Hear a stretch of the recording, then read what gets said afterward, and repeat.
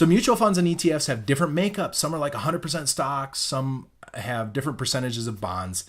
And the idea is you have various risks. Higher risk equals higher rewards. Lower risk generally has lower rewards. So here's what I want you to know. This is huge.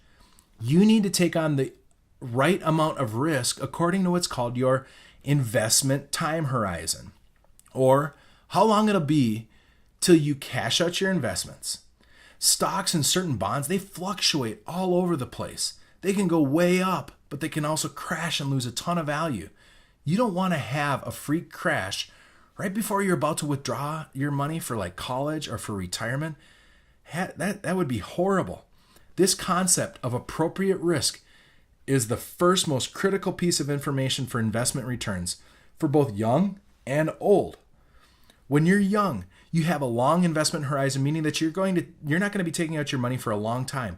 This means that you should probably take on more risk, being more invested in stocks rather than bonds and cash, because it doesn't really matter how the values of those mutual funds will fluctuate while you're in this season of your life acquiring shares, which is really what this is about while you're young. It's about you buying shares, not necessarily the dollar amount of your account. So here's a quick example to illustrate how important proper risk is. Let's imagine you're 25 years old and that you want to start investing $500 a month for retirement. Subject A takes on too little risk. Subject B takes on appropriate risk in a diversified stock portfolio. Subject A is going to average 5%, while subject B is going to be in like an S&P 500, gets an average of 8%. Now let's imagine both of these investors are 25 years old when they start and they invest $500 a month. That means that they will have invested over those 40 years $240,000 of their own money. Investor A, taking on too little risk, earning 5%, would have a retirement account after 40 years totaling $763,000 in retirement. But investor B, who took more risk and earned 8%, that $240,000 over 40 years would have transformed into $1.74 million.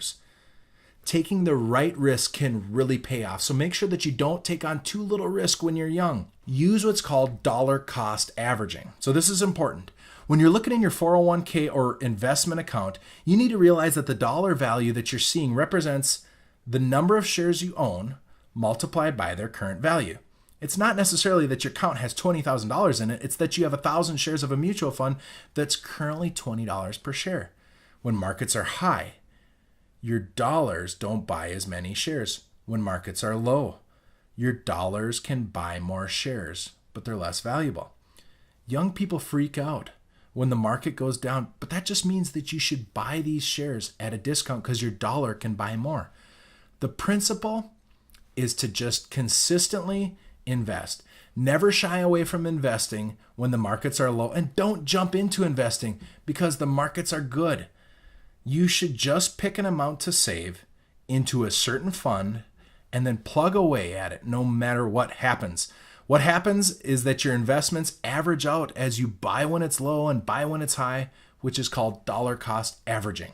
Just pick an amount and a frequency and stick to it. The idea is to buy low and sell high, but that brings us to our fourth quick principle you need to understand, and that's that nobody can time the market, not anyone. Nobody has a clue what's going to happen.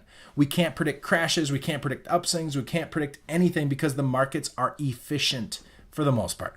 So when you hear someone predicting, they're just speculating no matter what. Otherwise, they'd be trillionaires.